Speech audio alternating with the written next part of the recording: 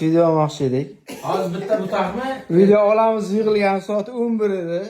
Soat 1:30. Butirgan joyga uxlab qolyapti. Neysinda men Ko'z oching. Bitta mavi bor. Mana soat 1:30.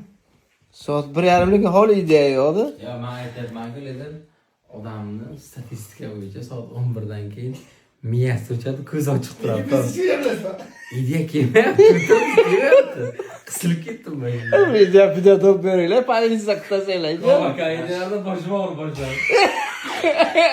Hammasilar kankatinglar uchun. Lekin ideya yo'q. Ideya yo'q haligi. Topamiz ha.